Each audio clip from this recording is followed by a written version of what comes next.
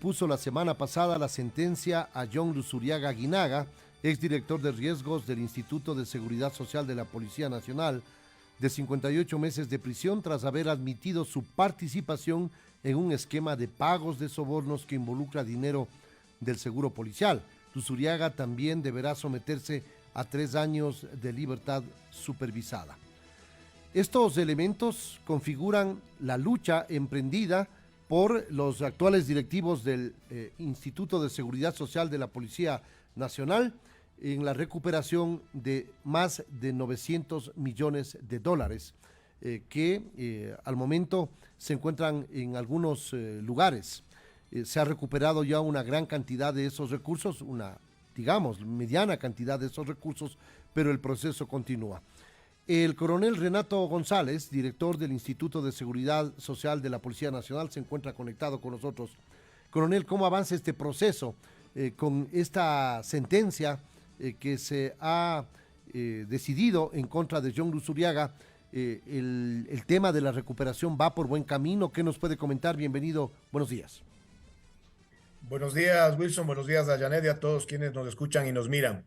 Es un avance efectivamente porque se constituye en la segunda sentencia que se emite en territorio norteamericano. Hace 15 días fue sancionado igual con 26 meses de prisión y 3 años de libertad supervisada Luis Álvarez Villamar, quien era el ex gerente de operaciones del DC Valley, también ex funcionario de la Bolsa de Valores de Guayaquil, y que había asumido, recibió 2.6 millones de dólares de sobornos por parte de Jorge Cherres Miño. La semana pasada le correspondió el turno a John Robert Luzuriaga Aguinaga, exdirector de riesgos del ISPOL, quien también admitió ante las autoridades norteamericanas haber recibido 1.4 millones de dólares en sobornos de Jorge Cherres y por eso recibió la sentencia de 58 meses de prisión y de 3 años de libertad supervisada. Estas dos sentencias nos van corroborando lo que siempre se manifestó, que el ISPOL fue víctima de un mega atraco superior a los 950 millones de dólares, de los cuales con varias acciones que se han cumplido, hemos logrado recuperar ya 331 millones de dólares, representados fundamentalmente en 291 millones de dólares de la mal llamada Operación SWAT. Una tercera parte han recuperado ya, prácticamente, coronel. Así es una tercera parte de lo atracado, pero no nos vamos a sentir satisfechos, sino que la intención es ir por todo el porcentaje restante e inclusive lograr una indemnización de los agentes financieros que participaron en este atraco. Es también interesante entender que aquellos recursos que estaban congelados en el Banco Central de Ecuador ya están en las arcas del Instituto de Seguridad Social de la Policía Nacional. Con eso se completan los 331 millones, porque anteriormente apenas se recuperó poco más de 26 o 27 millones, coronel. Efectivamente, en gestiones anteriores habíamos logrado recuperar 40 millones de dólares, de los cuales 25 eran en efectivo y 15 en planes de pago a 2 años. Pero estos 291 millones de dólares constituyen la mayor recuperación, ya se encuentran en cuentas del Banco Central a nombre del Instituto de Seguridad Social de la Policía Nacional, y lo que resta es que en los próximos días la jueza Yanela Norix levante la medida cautelar de retención solicitada por el propio ISPOL en julio del 2021, y con eso, a más de haber recuperado la titularidad de esos recursos, recuperaremos la disponibilidad y serán dirigidos a las diferentes prestaciones que nosotros tenemos obligación de brindarles a nuestros asegurados. Janet Hinojosa se incorpora a este diálogo. Hay algunas otras interrogantes sobre los procesos que se siguen acá en territorio ecuatoriano. Janet.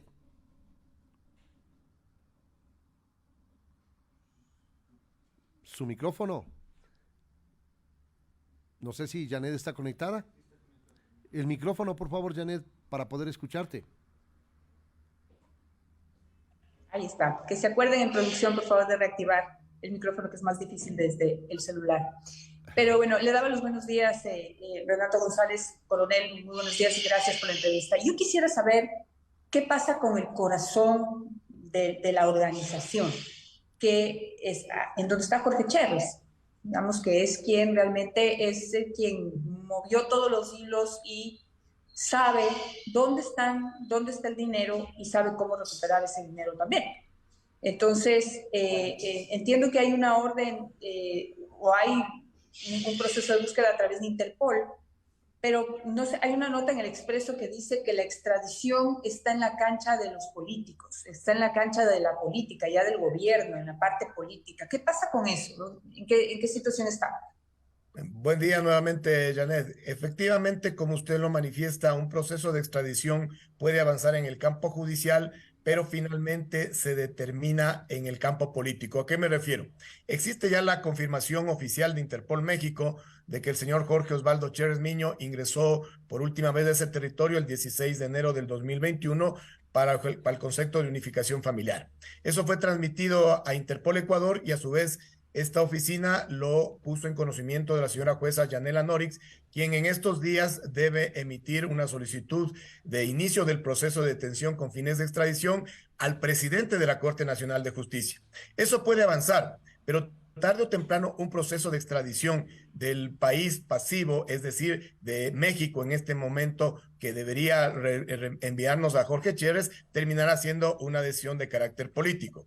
Sin embargo, las investigaciones avanzan. Recuerden también que Jorge Chérez Miño está declarado prófugo de la justicia norteamericana por haber infringido la ley FCPA, por sus siglas en inglés, que es la ley contra prácticas corruptas en el extranjero, y que no es una acusación sencilla, porque adicionalmente tanto Álvarez como Luz Uriaga ya confesaron haber recibido sobornos de este sujeto, y de seguro para haber recibido esta disminución ostensible en sus penas, ellos tienen que haber aportado información. ¿Qué es lo que pasa con el entramado grande? Lastimosamente en el país vemos aún esta presencia del crimen organizado, político, económico, transnacional, con operadores en todas las instituciones públicas y privadas. Por eso es que 28 meses después, en Estados Unidos ya hay 2 autores confesos y sentenciados, y en el Ecuador ni siquiera hemos llegado a la etapa de juzgamiento en ninguna de la veintena de investigaciones que aquí se han avanzado. Coronel, esa es una pregunta. La otra, ¿cuál ha sido el nivel de participación de Luis Álvarez Villamar y el nivel de colaboración también? Corríjame, por favor, pero estoy leyendo aquí la nota del Expreso y realmente lo que le han cobrado, lo que han establecido como multa para poder seguir su proceso en libertad es muy bajo. Dice, pagar una tasación especial de $100 y una multa de $7.500. Entonces, también todo esto va en relación al nivel de participación en el delito y también al nivel de colaboración que ha tenido. No sé si es que a través de las autoridades judiciales ya pudimos hacer esa colaboración y sabemos qué dijo. A mí también me sorprendió esa multa muy pequeña, y algo similar sucedió con Luz Uriaga, pero entiendo que va con base al ordenamiento jurídico norteamericano y sobre todo al segundo factor que usted manifestó, Janet, que es la cooperación eficaz que ellos han realizado con las autoridades norteamericanas. Nosotros ya estamos en el proceso de contratación, sin embargo, hemos emitido ya un poder especial al consorcio Gideon Fisher, que son unos abogados israelíes, para que empiecen estas gestiones ante las cortes norteamericanas y tengamos acceso directo a toda esta información.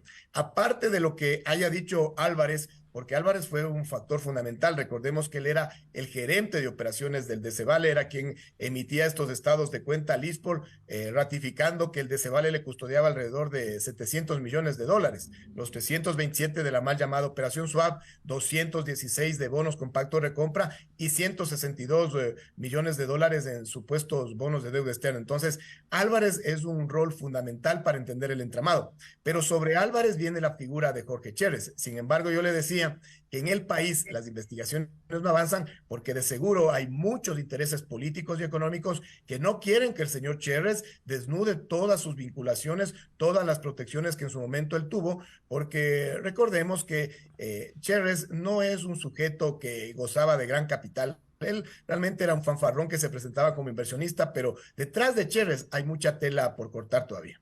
Ahora, los procesos aquí dentro del país, ¿por qué no avanzan con la misma velocidad que, por ejemplo, en Estados Unidos, en donde ya hay 2 sentenciados? ¿Cómo entender esta lentitud? Que es inentendible también, no únicamente en el caso Ispol, sino en muchos otros casos, en donde la crítica es por qué la justicia espera reaccionar frente a una acción de la justicia fuera de sus fronteras.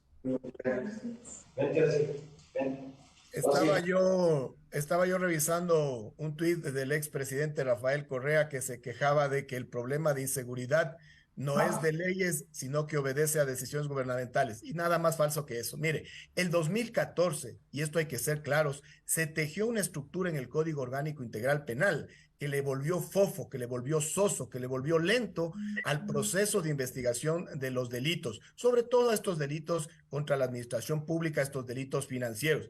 Tienen una serie de recursos los potenciales victimarios en el país para ir alargando, dilatando, exagerando la duración de los procesos investigativos.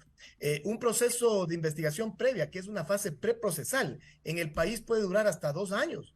Luego recién empieza la etapa procesal con la instrucción fiscal que dura hasta 120 días. Y de ahí vienen toda esta serie de etapas en las que nos encontramos en el caso ISPOL, que son las audiencias de evaluación y preparatoria de juicio. Le doy un ejemplo. El caso de Cevale empezó en diciembre del 2021 esa audiencia de evaluación y preparatoria de juicio. Vamos 1 año y no ha podido concluir esa audiencia. ¿Por qué? Porque recurren normalmente a esta serie de trafacías ilegularidades, le plantean una recusación a la jueza, luego le plantean un recurso de hecho. Si llegamos ya a una audiencia de evaluación y preparatoria de juicio, todavía les quedan las apelaciones. Y de ahí recién pasan a la audiencia de juzgamiento, donde uno debe tener mucha suerte para que de 3 jueces le toquen 2 honorables, ¿no? Como esos de Manabí que liberaron a 18 narcotraficantes. Y de ahí recién hablamos de una sentencia de primera instancia. Pasa eso a una apelación y nuevamente hay que encomendarse a la divina providencia que 2 de los 3 jueces sean decentes. Y hablamos de una sentencia de segunda instancia. En el país, inclusive existe una tercera instancia informal, que es la casación ante la Corte Nacional de Justicia. Recién, cuando un sujeto pierde eso, luego de varios años, podemos hablar de una sentencia en firme y no han terminado sus recursos. Pueden pedir un recurso de ampliación, un recurso de revisión e inclusive recurren a veces a la acción extraordinaria de protección en la Corte Constitucional. Y se ingresa, en el mejor de los casos, a la cárcel 4, ya vienen todos los beneficios penitenciarios que, por ejemplo, hoy le tienen libre a un ex vicepresidente de la República. Esa es la realidad de los hechos. Es decir, es muy alentador como está estructurado el sistema de justicia ecuatoriano, el delinquir y el delinquir contra el Estado ecuatoriano con mayor razón, porque alguien, por decirle, se apropia indebidamente de $10 millones, de ese mismo monto destina unos 3 o 4 a su defensa, con todo, con pago de abogados, inclusive con hechos de corrupción, y bueno, sale a disfrutar de $6 millones. Es muy motivador y es muy alentador hacia la impunidad. Esa es la realidad. ¿Cuál es la situación? Adelante, Janet, continúa tú. Coronel, solo para relacionarlo con lo que usted acaba de decir, es que realmente aquí las cosas son muy complicadas. Usted ha mencionado la libertad de un ex vicepresidente, pero a mí me preocupa más que hay más de 350 narcotraficantes, jefes de bandas, violadores y autores de otros delitos atroces que están pagando casa por cárcel y tienen custodia policial. Es decir, encima más les pagamos la custodia policial, la guardia privada a estos delincuentes. Por eso es súper importante saber qué es lo que dijeron los capturados en los Estados Unidos, porque recordemos en el caso ISPOL que el abogado de las altas directivas, de los altos directivos del Cevale, dijo que eso fue una operación que no sé si fue a Villamar a quien acusaron, de que fue una cuestión que Villamar hizo sin autorización de las altas autoridades del Cevale para poder limpiar a los altos directivos de este caso. Entonces, no sé si Villamar es el eslabón y pudo haber ya confesado cuál era el nivel de participación de cada uno. Esa obedece a una estrategia de la actual defensa de la administración de Cevale, que efectivamente han restringido el caso al rol que desempeñó Luis Álvarez Villamar. Y este sujeto en Estados Unidos ha reconocido que él participaba del entramado con Jorge Chérez. Pero recordemos que un gerente de operaciones, como es el caso de Villamar, es una parte fundamental, sí, de una organización, de una empresa, como el caso de Cevale. Pero, sin embargo, sus directivos revisan constantemente los estados financieros. De hecho, los deben aprobar anualmente. Es decir, por eso es que en las investigaciones está involucrado Rodolfo Kronfle-Akel, que todavía está con arresto domiciliario y está pactado el día de hoy la audiencia para revisión de esa medida cautelar, y otros exfuncionarios altos del Cevale y también de la Bolsa de Valores de Guayaquil en su momento. Esto es lo que ha manifestado inicialmente Luis Álvarez y que es lo que conocemos, pero mayor profundidad lo tendremos con la participación de nuestro consorcio jurídico, que además tiene una particularidad. Están en unión con un grupo de inteligencia israelí denominado Spartacus Intelligence, que son expertos en rastreo no solamente de dineros del terrorismo, sino también de estos delitos financieros. Así que estamos muy optimistas que en las próximas semanas o meses podremos ubicar otros capitales en el extranjero y, claro, iniciar estas labores tortuosas de recuperación, pero de eso se trata. Hay que tratar de recuperar la mayor cantidad de estos recursos que no le pertenecen solo al ISPOL, sino al pueblo ecuatoriano. ¿Cuál es la Coronel, situación? Por favor, Janet, perdón, sigue. para poder hilar, perdón, Wilson, No hay y no problema. perder este dato, en esto de la búsqueda de los dineros del ISPOL en el extranjero, es lo que está básicamente en bonos global, y porque los bonos ecuatorianos están en el Banco Central, eso ya los ubicaron. Pero los bonos global, yo no sé si ustedes ya los tienen ubicados, porque es importante saber qué institución internacional los tiene para luego hacer el trámite de reconocimiento y devolución. Ustedes ya saben qué institución, organismo internacional tiene los bonos del ISPOL. Hay algunos indicios que parte del capital que fue entregado por el ISPOL a través del Decevale a Jorge Chérez estén en bonos de deuda externa, pero hay otros capitales que se han dirigido a una serie de activos. Recordemos que en Estados Unidos están confiscados 125 millones de dólares en el Safra Bank y que están directamente relacionados a esta trama del caso ISPOL. Le decía que hay indicios porque, por ejemplo, hay números de cuenta de Euroclear, que es uno de los custodios internacionales, que habla de bonos. Y hay otra empresa, una empresa brasileña, CountryServe, en las cuales Álvarez le manda un mensaje a Kronfle luego de que ya sale de ese vale y le manifiesta que ha hecho un acercamiento a ver si es que esa empresa entrega 85 millones de dólares en bonos que le pertenecen al ISPOL, a Aseguradora del Sur y a Seguro Sucre. Por eso es que nosotros siempre hemos manifestado que hay más víctimas en el caso ISPOL, que lastimosamente muchos no pueden hacer una presencia mediática, pero que todo este entramado de colusión y de organización muy sincronizada no se pudo haber montado solamente para atracarle al ISPOL, sino que hay otras víctimas en tanto instituciones públicas como privadas que fueron realmente avasallados en su patrimonio. Le pregunto ahora, para darles, no sé si tranquilidad o inquietar aún más a la comunidad policial, tanto en servicio activo como servicio pasivo, ¿cuál es la situación del ISPOL y qué garantías hay de que se puedan cumplir con los beneficios que tienen por derecho los policías que han aportado y que siguen aportando al Instituto de Seguridad Social de la Policía Nacional? Tengo una cantidad de mensajes obviamente, de personas vinculadas a la institución uniformada que tienen esa inquietud. ¿Qué hacer? Porque han habido una serie de dificultades, por ejemplo, en el tema de la atención hospitalaria en el servicio de salud y una cantidad de elementos que inquieta a la comunidad policial, coronel. ¿Qué les dice a estas personas que están ávidas de conocer qué futuro les espera? Ante la pregunta de qué hacer, la respuesta es muy sencilla: estar pendientes, porque no nos puede volver a suceder que nos confiemos de quienes están en la administración del ISPOL, y me incluyo, es decir, desconfíen inclusive del coronel Renato González, porque ya nos pasó años atrás. Aquí estábamos muy confiados de que esto estaba en las mejores manos, de gente muy preparada que se presentaban como los gurús de la seguridad social, y lastimosamente esta pesadilla nos ha despertado a la realidad de que eran unos farsantes y que estaban plenamente coludidos con todas estas mafias nacionales e internacionales.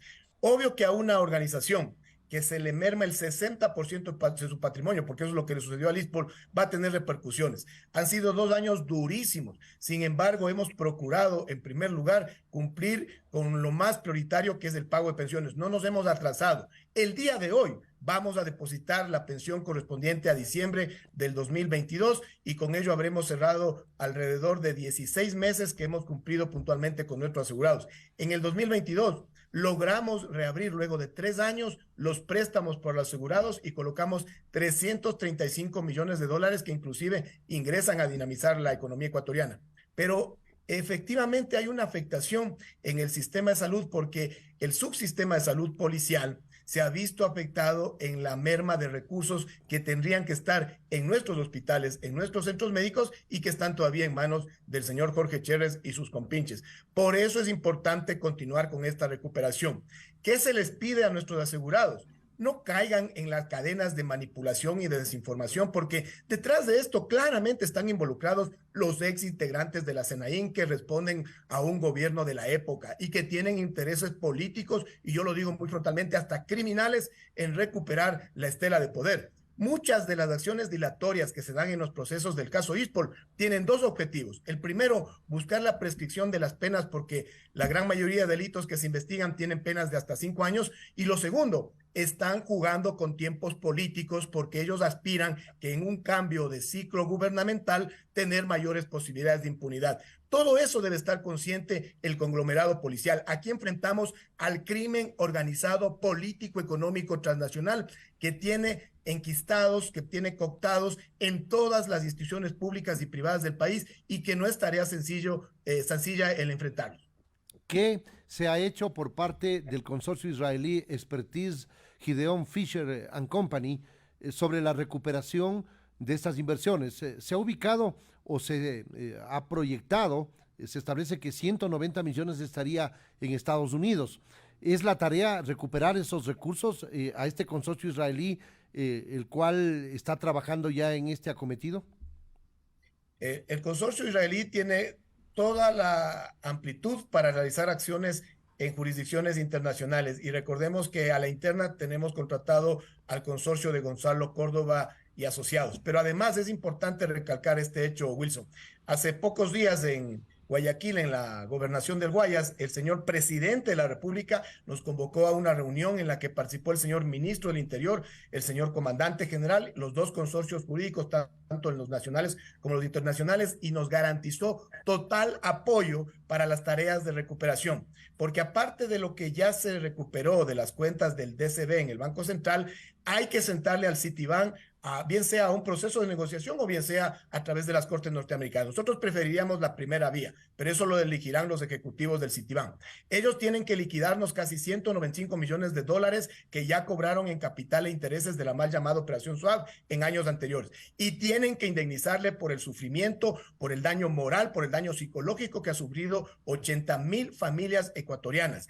Aparte de eso, hay estos 125 millones de dólares confiscados en el Safra Bank. Además, súmele 25 millones de dólares que tenía la Fish Corporation, que es un agente financiero del sur de la Florida y de Centroamérica, y que la actual administración del DC Vale le planteó un discovery, es decir, una demanda de descubrimiento, y la información que ellos tienen permite realizar demanda por esos 25 millones de dólares. Y adicionalmente, en el plano nacional, vamos a ir tras la recuperación de Ecuagran. Ecuagran es un puerto privado evaluado aproximadamente en 25 millones de dólares, que tiene una serie de acreedores que superan los 80 millones de dólares. Hay un grupo de estos acreedores que quieren capitalizarlo y ponerle a producir a ese puerto para pagarnos a los demás. Pero lastimosamente, Banco del Austro está tratando de ejecutar una garantía con una hipoteca abierta que ellos tenían, que es una hipoteca que tiene una escritura con muchas irregularidades. Por ejemplo, como el caso de que el señor Gal Gonstein suscribió esa escritura 2 días después de haber abandonado el país. Ya quiero ver cómo el notario va a justificar ese hecho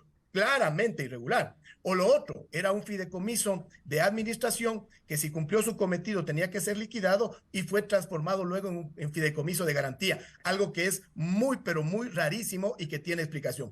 En definitiva, estamos satisfechos del rol que ha desempeñado el gobierno nacional y específicamente la figura del señor presidente, porque esto, que fue en su momento un claro ejemplo de intervención política, no se puede recuperar si no existe ese apoyo político, y lo hemos encontrado, sí, en la figura del señor presidente Guillermo Lasso. Gracias. Coronel, sí, solo una última pregunta. Es que hace unos meses se dio una información de que usted tenía que ya ser pues trasladado a cumplir otras funciones, pero usted sigue frenteando la información del ISPOL. ¿Usted va a seguir al frente de la investigación como vocero de la investigación, o usted abandonará esta tarea para asumir otras de acuerdo al avance de su carrera policial? Muchas gracias, Janet, por su pregunta, porque me permite explicarle al público en general. Yo soy un oficial de policía en servicio activo, tengo mis superiores jerárquicos, yo dependo de las disposiciones, sobre todo de la Comandancia General y del señor Ministro Interior. Estaremos a cargo del ISPOL hasta el día que ellos nos ratifiquen la confianza, y además que es un cargo que en su momento fue designado por el Consejo Directivo. Sin embargo, tarde o temprano tendrá que salir Renato González a otra destinación. Eso no nos preocupa porque a la interna ya tenemos montado un equipo jurídico, además un equipo de apoyo, y esto no se lo puede personalizar en un solo individuo. Yo creo que en los meses de gestión hemos dado claros ejemplos de que esto se trata de un trabajo en equipo que depende mucho del apoyo de la cúpula policial, y así lo hemos recibido, pero que también es importante el factor político. Así que estamos dispuestos al momento en que nos dispongan el cambio, trasladarnos a cualquier territorio nacional a desempeñar las funciones propias de un oficial en servicio activo. Mientras tanto, daremos batalla en este frente. Perfecto. Gracias al coronel Renato González, director del Instituto de Seguridad Social de la Policía Nacional.